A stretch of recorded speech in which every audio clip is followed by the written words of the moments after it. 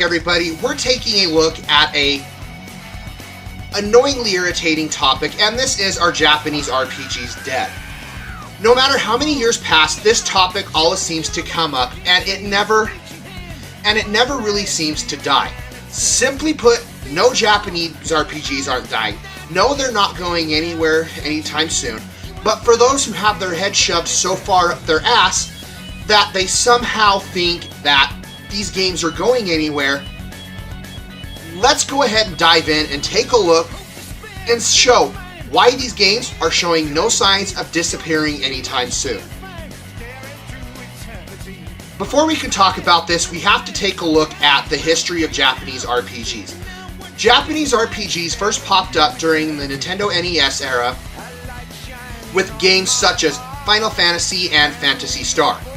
It wasn't until the SNES era that they started to become more and more popularized through games such as Final Fantasy IV, Final Fantasy VI, and Chrono Trigger, just to name a few.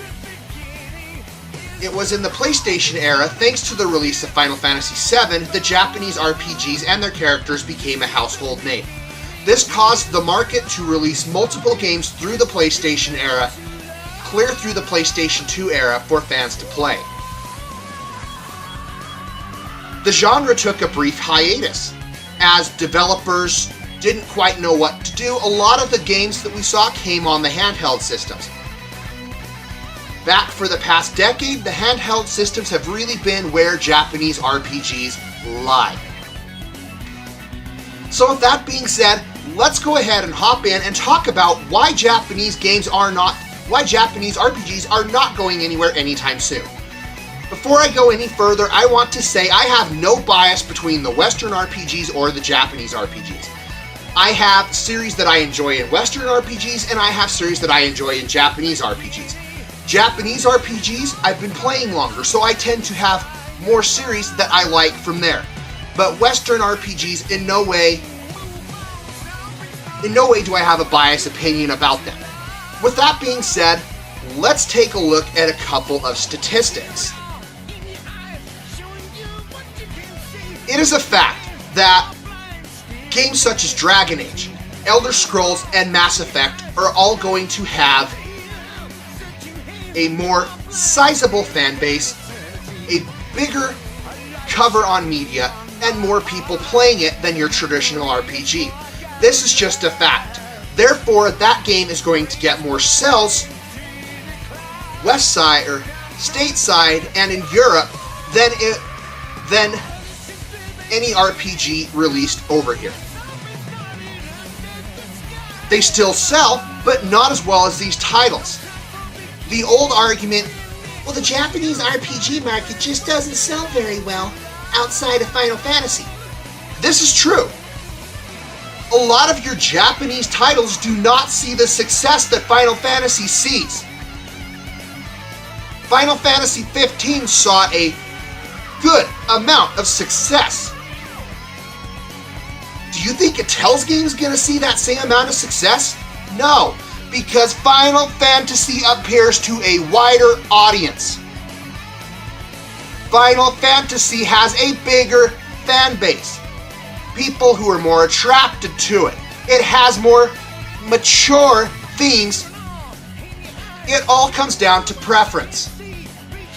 Is that still not enough to convince you? Well, let's take a look at this.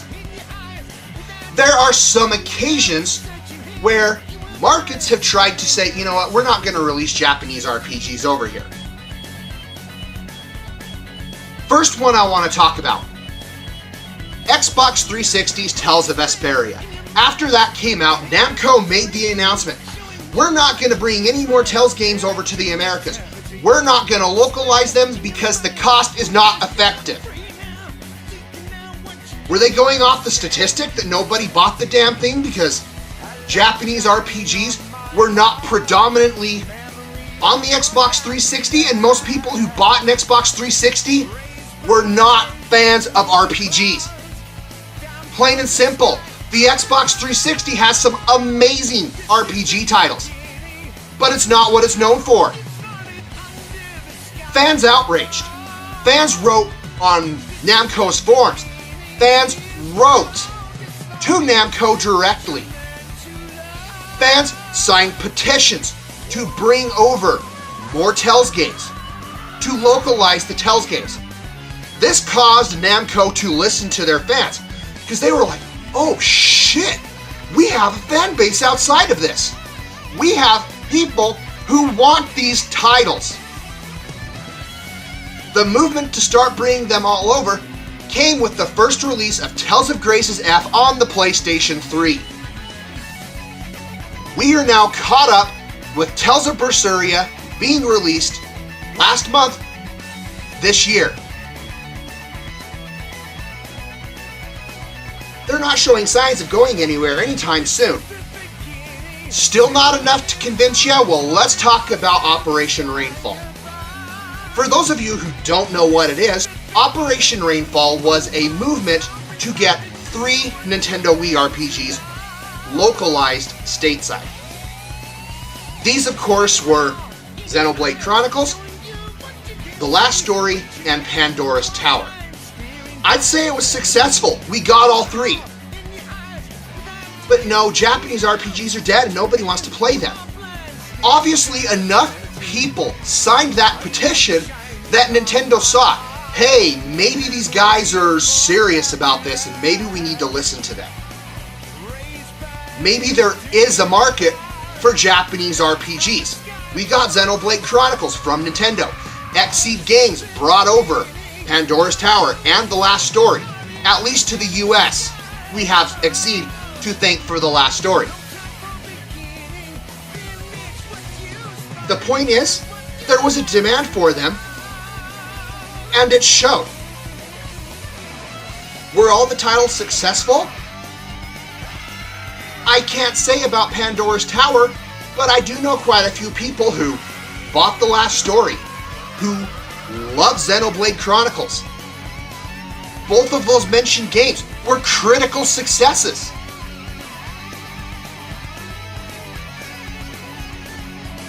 What about the games that aren't critical successes? What about the Tales games who continuously seem to get hate and backlash from critics and gamers? Are they right? Well, I guess it's their opinion, but not everybody is going to agree. The problem is we live in this market, particularly with the critics, who somehow think because they are paid to give their opinion, that somehow their opinion trumps mine and yours. When a fan calls them out, you guys are wrong about that. This game right here clearly has more. Clearly has the same elements that you were complaining about in this game. Call them out. I haven't seen this happen not once, not twice, but multiple times. Not gonna point a finger at who it was and say who it is, but there was a magazine recently that criticized a fan for pointing out that Undertale had a saving system just like Tales of Zestiria did. The editor of the magazine? Well, you know, we call this Japanese RPG syndrome. We call this nobody can criticize them because fans get butthurt. Well, you know what? That fan had a point. You're gonna criticize one game for not having something, you need to criticize the other. You're gonna criticize a game for using something, you need to criticize a game that uses it too for the same damn thing. Plain and simple. Well, JRPGs have a lot of backtracking. So does Elder Scrolls.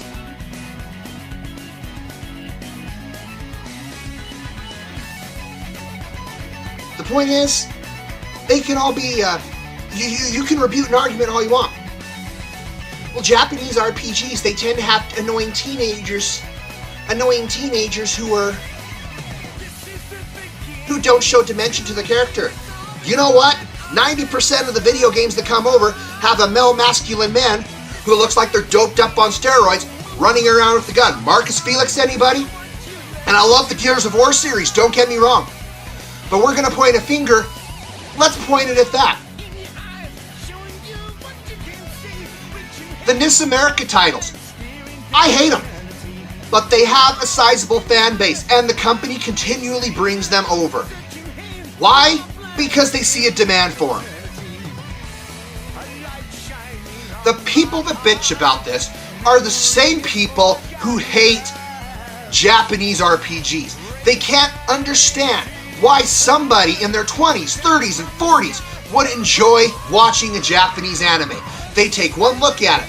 Oh, well, it's childish. If they'd actually sit down and watch it, they would realize that animes are not childish. That they often have more complex stories than most movies and TV shows out there to date. But because of some biased view, because it is popular to hate on them because they're simply cartoons or because people don't understand the popularity behind them, this is why we have this market. Persona 5 is not going to sell as well as Mass Effect Andromeda. I'm going to be getting both, but I can tell you I'm looking forward to Persona 5 more. Just slightly. Because Persona has continuously released game after game that has not disappointed me. It has become one of my favorite series. So is Mass Effect. But I'm not going to get butthurt because Mass Effect Andromeda sells better. Atlas is still going to make money on Persona 5. It is on many critics' most anticipated RPGs for this year. Ni no Kuni, Wrath of the White Witch, sold exponentially well, enough to get the greatest hits title. Enough to prove that Japanese RPGs were not dead. Sure, you have those people who bitch about it, but critics loved it. It is considered a very awesome game. We have a sequel coming out. Guess what? It is on a lot of critics' top 10 RPGs coming out this year. Tales of Berseria is actually one of the first few games to get some very good reviews from critics. So this whole notion that Japanese RPG games are dying, it really comes from a bunch of trolls who don't understand why people could like this game. Why people could like these types of games.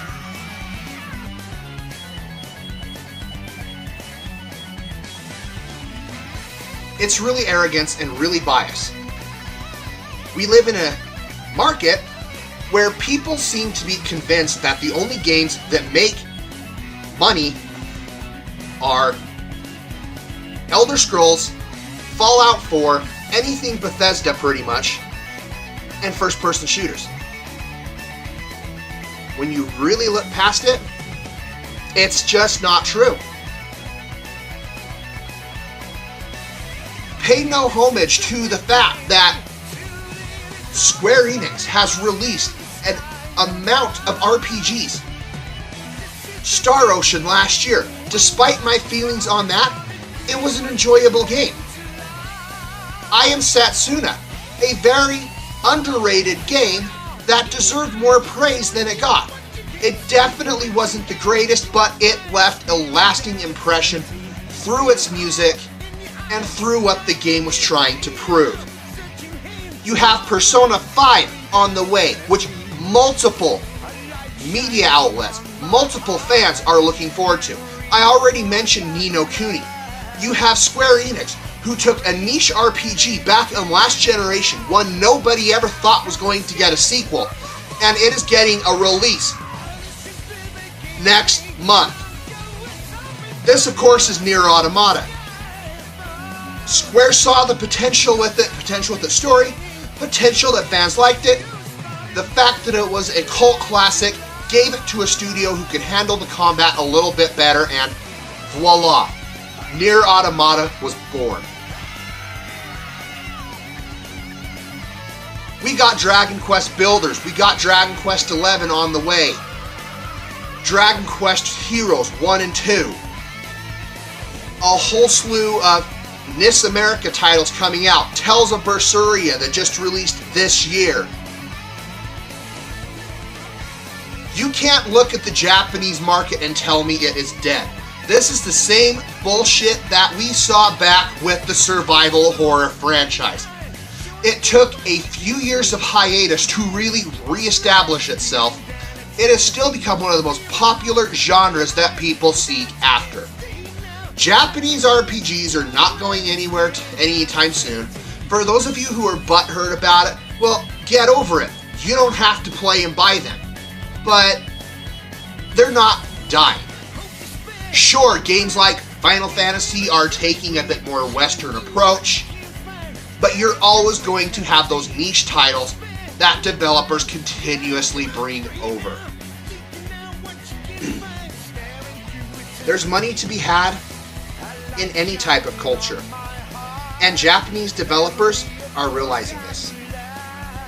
Japanese developers are listening to their fans because of this.